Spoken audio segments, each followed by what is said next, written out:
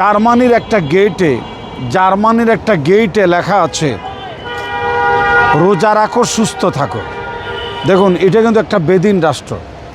তাদের একটা ক্লিনিক, একটা হাসপাতাল, প্রধান একটা এই চিকিৎসা কেন্দ্রের গেটের মধ্যে লেখা যে রোজা রাখো সুস্থ থাকো।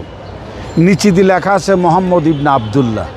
তো মোহাম্মদ ইবনে আবদুল্লাহ বলতো তো আমার আপনার প্রিয় নবী, আকা নামদার তাজেদের মদিনা, শোষিত নির্যাতিত মানবতার নবী রাসূল পাক সাল্লাল্লাহু আলাইহি সাল্লামকে বোঝানো হয়েছে।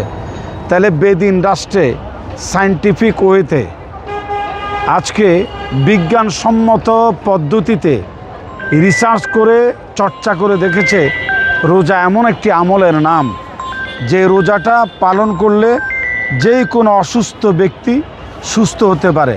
গ্যাস্ট্রিক আলসার থেকে শুরু করে শারীরিক যাবতীয় যত প্রকারের রোগ ব্যাধি আছে, জটিল কঠিন 21টা রোগ, নর্মাল তো অনেক রোগে ভালো হবে, মানবদের 21টা রোগের উপকার হাসিল হয় যদি কোনো ব্যক্তি রোজা রাখে। তো শরীর